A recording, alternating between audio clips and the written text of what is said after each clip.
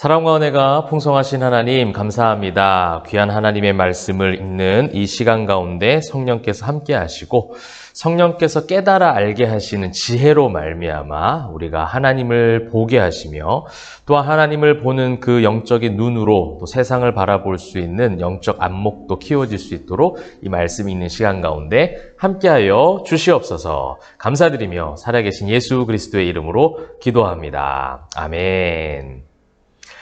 여러분 반갑습니다. 힘차게 출발해야 되지만 또 일상 가운데 보내는 첫날은 늘 몸은 좀 고단할 수가 있습니다. 또 마음도 그럴 수 있고요.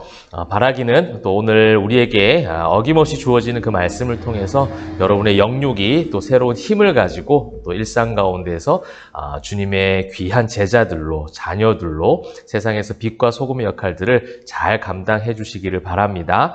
자, 오늘은 우리 민수기 12장 또 13, 14장 말씀을 읽습니다.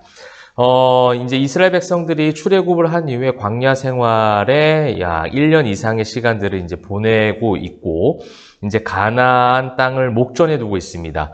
그토록 오랫동안 약속을 하셨고 그 약속을 성취하시는 그날이 매우 임박한 상황 가운데 있죠. 그래서 이제 그러한 상황 가운데 오늘 여러분 읽으시면 아시겠지만 하나님 앞에 잘못된 정탐꾼들의 보고와 또 이스라엘 백성들의 반응 이것 때문에 하나님께서 그들을 다시 돌이키십니다. 그래서 이제 14장 이후부터 38년, 약 40년간의 그 광야 생활의 시간들이 다시 시작이 되죠. 그것이 이제 15장부터 쭉 시작된 19장까지의 말씀이 되겠습니다.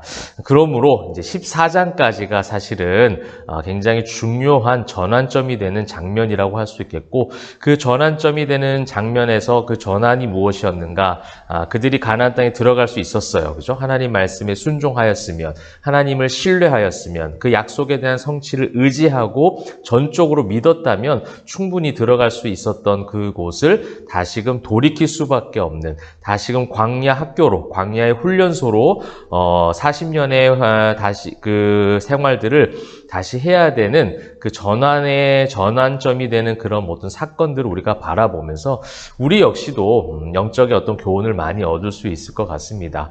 하나님 앞에 어떻게 우리가 또 신앙생활을 해야 될지, 또 하나님께서 이 모든 사건을 통해서 어떠한 마음으로 백성들을 바라보시고 또 우리를 바라보시는지를 살펴볼 수 있을 것 같아요. 자, 그렇다면 오늘 12장에는요.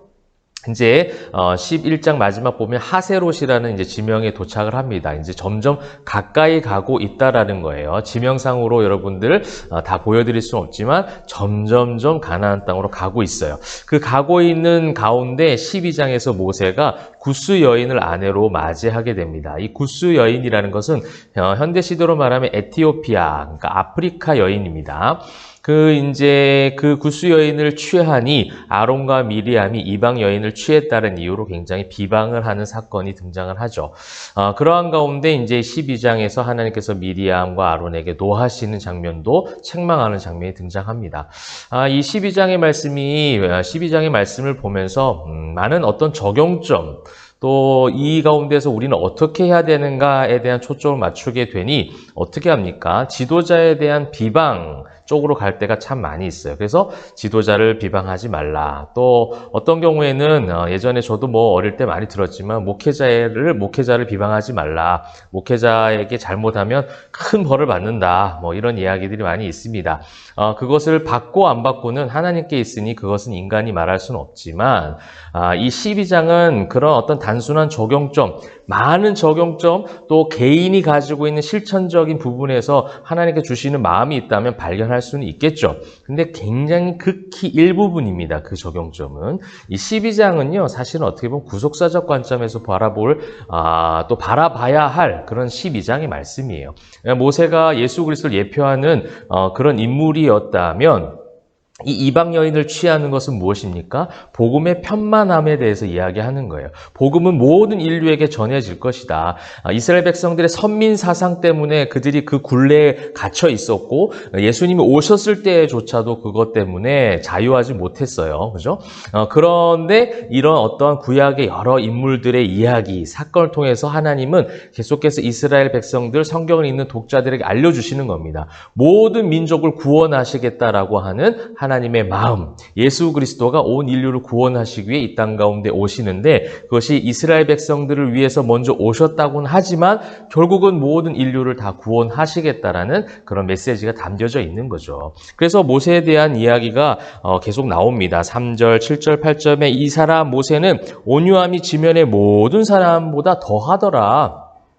굉장한 칭송이죠. 7절에 보면 내 종 모세와는 그렇지 아니하니 그는 내 온 집에 충성하였고 또 8절에 그는 또 여호와의 형상을 보거늘 여호와의 형상을 보았다는 거예요.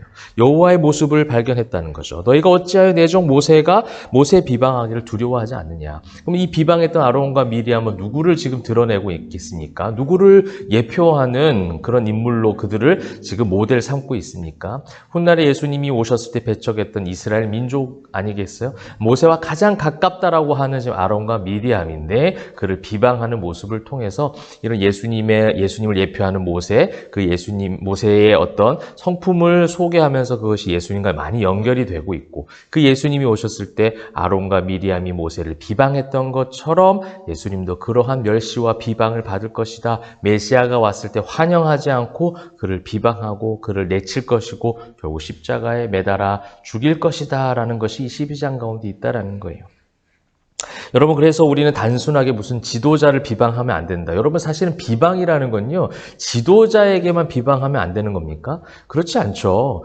성도 간의 모든 관계, 인간 관계 속에서의 비방은 다 잘못된 거예요.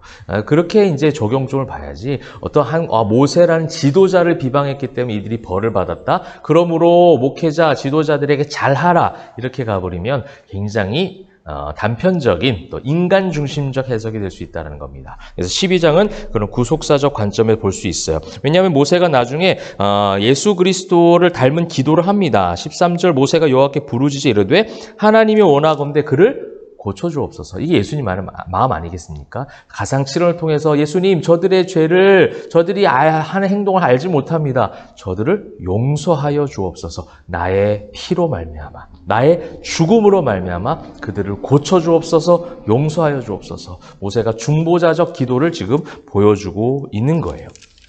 여러분이 그러한 부분들로 12장을 보셨다면 이제 13장에 들어가게 됩니다. 13장에 보시게 되면 이제 너무나 유명한 가나안 정탐꾼 사건이 등장을 하죠. 하나님께서 모세에게 말씀하십니다. 사람을 보내서 이스라엘 자손에게 주는 가나안 땅을 정탐하게 하되 그들의 조상의 가문 각 지파 중에서 지휘관 된 자 한 사람씩 보내라. 지파별로 한 사람씩 12명이 이제 가는 거예요. 그렇게 이제 하는데 17절 보시게 되면 모세가 가나안 땅을 정탐하러 그들을 보내며 이르되 너희는 네겝 길로 행하여 산지로 올라가서 하면서 저는요, 이 말씀을 이 부분 많이 읽었는데 이번 저에게 개인적으로 주셨던 제가 이제 아무래도 개척을 하다 보니 많은 이제 계획과 생각들 기도하면서 고민하게 되잖아요. 그런데 이제 이 18절 19절에 저에게 많이 와닿았습니다. 그 땅이 어떠한지 정탐하라. 그 땅 거민이 강한지 약한지 많은지 적은지 그들이 사는 땅이 좋은지 나쁜지 사는 성읍이 진영인지 산성인지 토지가 비옥한지 메마른지 나무가 있는지 없는지 탐지하라 담대하라 또 그 땅의 실과를 가져오라 라고 하는데 왜 이렇게 복잡하게 느껴지는지 모르겠어요. 옛날에는 물론 정탐이라는 거는 그게 맞아요. 지금 내용상으로는 맞는데 여기에 대한 어떠한 해석이 있거나 하지 않습니다. 저의 개인적인 견해입니다. 우리가 살아가면서 이것이 좋은지 나쁜지 있는지 없는지 비옥한지 풍성한지 아닌지 이러한 부분들에 대해서 왜 모세가 지도자들에게 너무 낱낱이 그것을 보게 하려고 했는가. 사실은 이렇기 때문에 없는 것을 보았고 그들의 강함을 보았고 남은 정탐꾼들이 그랬다는 거예요. 12명 중에 여호수아 갈렙 빼고는 전부 다 부정적인 보고를 하지 않습니까? 그들의 모습은 그런 거예요. 지금 보니까 그 땅이 어떠한지 봐라. 강한지 약한지 아니라 강한 걸 본 거예요. 그죠? 그 다음에 그 사는 땅이 좋은지 나쁜지 사는 땅이 너무 좋아요. 좋은데 그들의 강한 것 때문에 그들이 강한 건지 약한 건지를 그것을 비교하도록 그들에게 너무 제시해 주진 않았는가라는 생각을 한번 해보게 되었어요. 이것은 절대 답이 있는 건 아닙니다. 또 어떤 부정적인 해석을 하려고 하는 것이 것이 아니라 저에게 주신 개인적인 마음이고 여러분들에게도 한번 나누고 싶은 거예요. 여러분, 우리가 하나님 앞에 하나님 가나안 땅 주시겠다고 믿음을 허락하여 주셨고 약속을 성취하는 가운데 모세에게도 그것을 많이 보여주셨습니다. 그렇다면 그 땅에 가서 하나님께서 우리에게 주신 땅인 것을 확인하고 감사하는 마음으로 이것을 정탐했어야 되는데, 또 약속을 성취하실 하나님의 그 놀라우신 섭리를 기대하는 마음으로 정탐했으면 어땠을까? 근데 강한지 약한지 많은지 부족한지, 그러니 우리의 인간의 눈은 결국 무엇을 보게 되는 거예요? 부정적인 것을 보는 게 우리 육신의 연약함 아니겠습니까?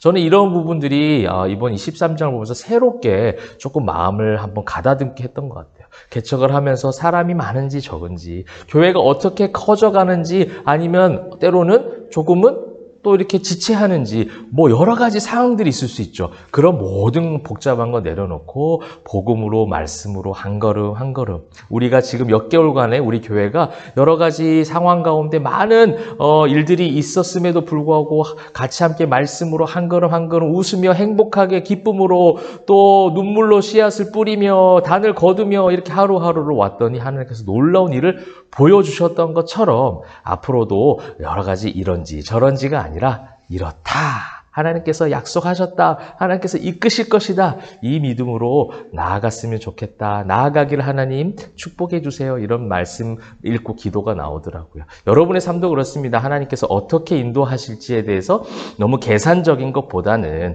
물론 계획도 있어야 되겠지만 그 계획 위에 계신 하나님을 더 신뢰하고 바라보시면 좋겠습니다.